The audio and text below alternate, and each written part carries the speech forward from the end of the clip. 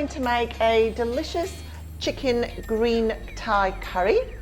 And the ingredients that you've got in your recipe packs are really simple because all the hard work has been done for you this time. But I do want to talk to you a little bit about the paste. So the green curry paste is what we're providing with this recipe, but you will want to make this yourself once you've tasted it. So we've given you the recipe, and the difference between making your own curry paste and buying one in a supermarket in a jar is immense. I can't describe the difference, and I can't describe how much enjoyment you're going to get through making your own curry paste and then seeing the difference and tasting the difference. I think takeaways are going to be a thing of the past. So in the curry paste that we've given you, and you can do this yourself next time, are fresh ingredients, and that's the biggest difference. It's not been in a jar, it's not been stored, it's fresh, and that freshness comes through because all of the things in there are aromatic and they're spiced, and they need to be fresh because when they're cooked, they infuse all that flavour through the chicken, through the coconut milk, etc. So it's really important to have freshness. Having said that, once you've made a big batch of this curry paste, you can freeze it. It will preserve that freshness, and it actually freezes really well. And my advice is, if you're cooking for maybe 4 people in a family, then just maybe put them in an ice cube tray. Put your paste that you've made in an ice cube tray, pop it in the freezer. When you want to make a beautiful homemade green curry, you just pop out 4 little ice cubes of curry paste. And that way you're not defrosting more than you need. If there's only 2 of you in for dinner, that's easy too.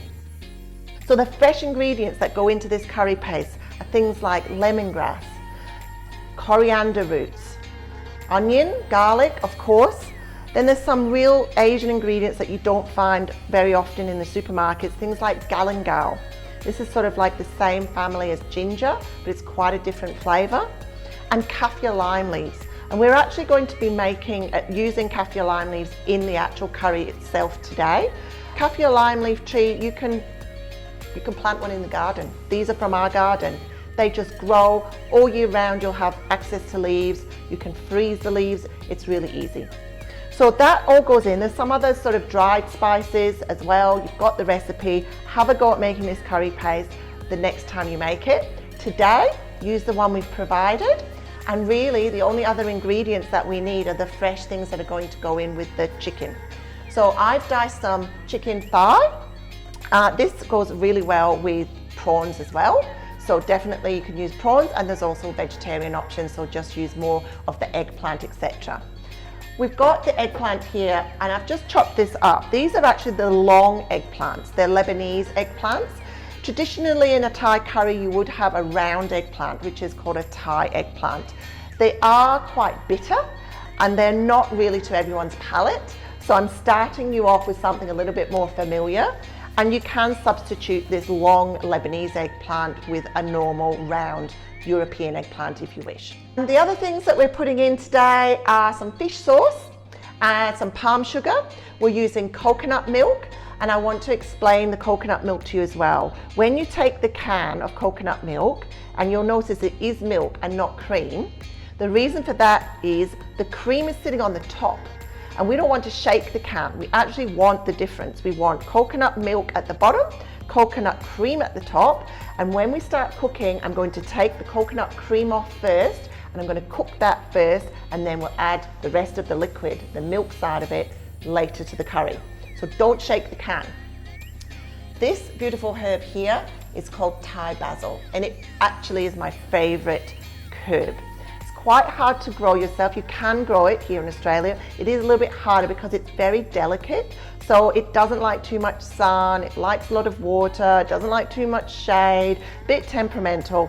But when it grows, it is so beautiful. And it's quite different from normal basil. So it's got the same sort of basil shaped leaf, a little bit more pointy, I guess.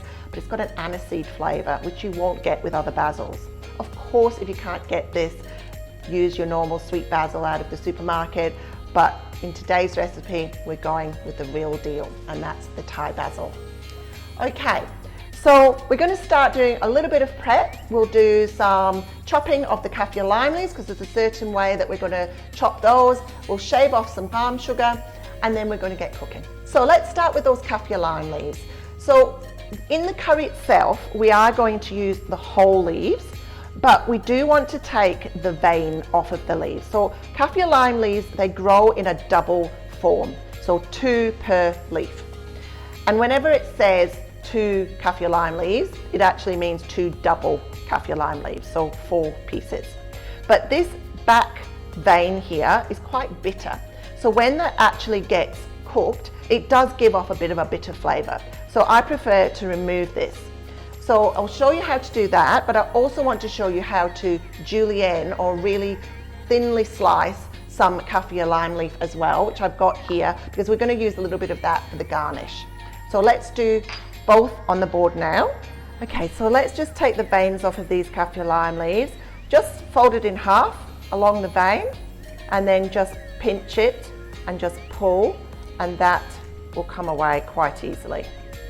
And we're going to put these into the curry while it's simmering, and that's going to give us a lovely lemony, citrusy, very distinct flavour. There's nothing really that you can substitute for this, and it's not hard to get hold of these kaffir lime leaves. As I say, plant a tree in the garden.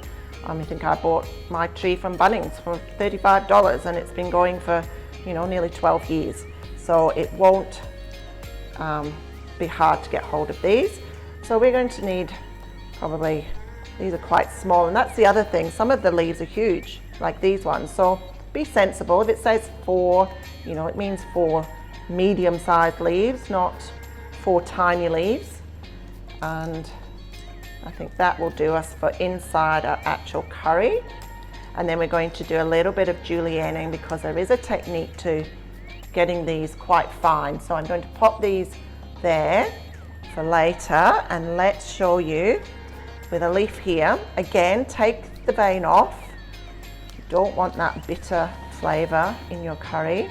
Look, it's not the end of the world. It's not going to make it taste horrible. It's just, you know, if you can do better, do better. There we go.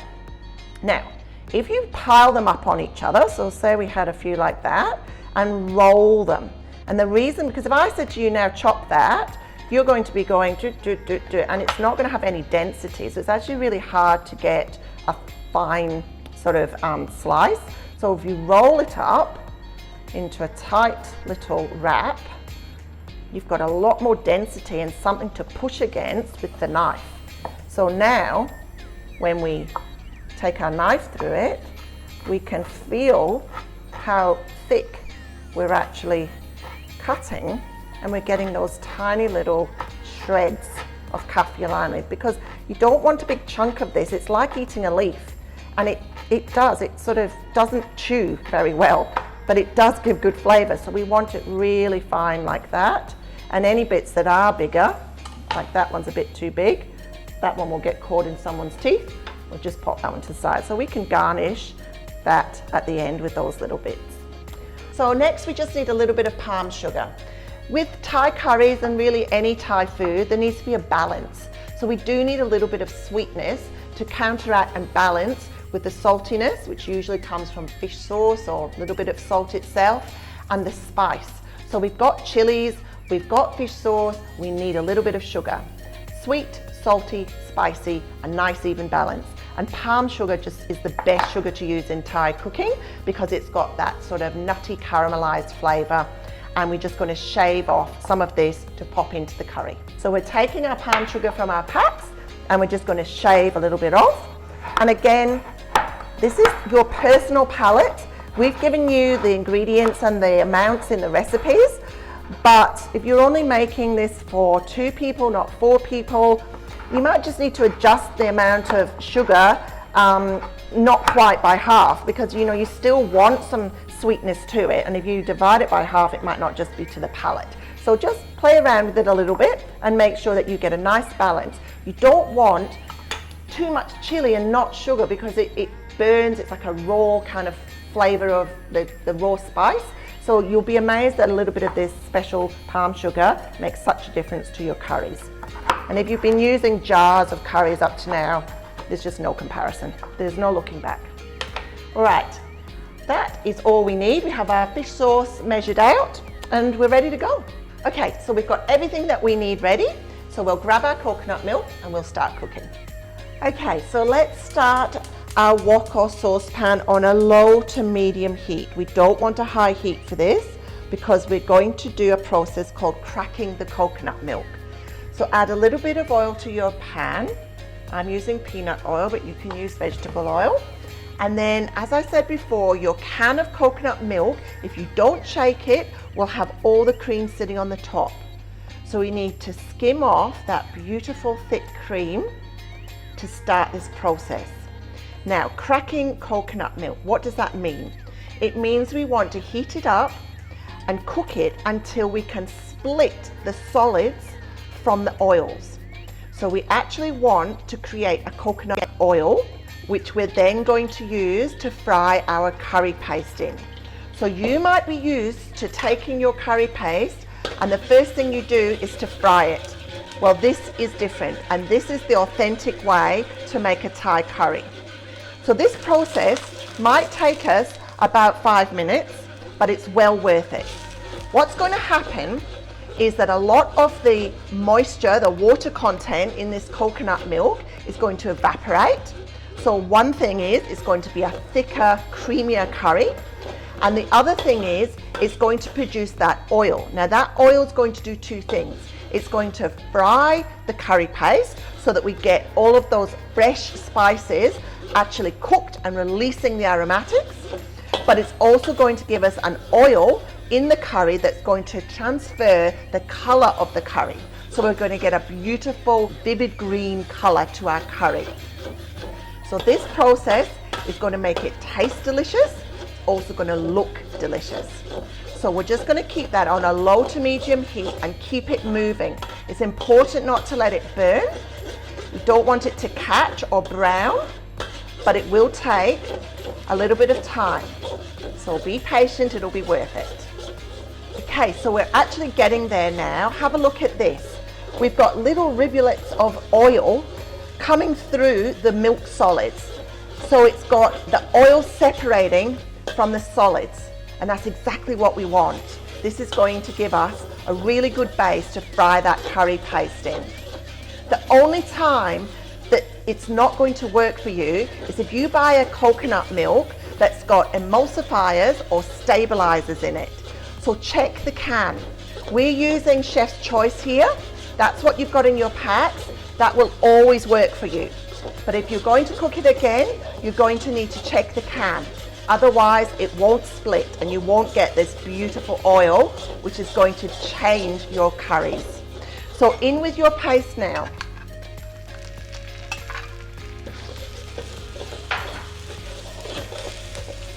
Now we want to cook this paste. We want to give it time to heat through and to let that heat open up all those aromatics. If you've ever had a curry that tastes a bit acrid or raw, that's because this process hasn't happened properly. It's been rushed. So you really want to cook and toast those spices. It smells beautiful. It's really starting to release that beautiful spice mix. I can smell coriander, lemongrass, galangal, all in there. I really hope you try to make your own curry paste once you've tried this one. It just will make the world of difference, and you'll get so much satisfaction from feeling you've made something from absolute scratch. Now I can see that the oil that we created before is now sitting on top of that paste. It's already picking up that flavor. It's giving me a beautiful, glossy, vivid green color. So I reckon this takes maybe 2 or 3 minutes. Don't be tempted to rush it. Overall, the curry takes no time at all to make. So just give these little first stages enough time to benefit the full flavor for the curry. Now you can see that's really frying. So now I'm going to season it. So in with your sugar, your palm sugar, and in with your fish sauce. Just give that a quick minute to dissolve the sugar. And now in with your chicken.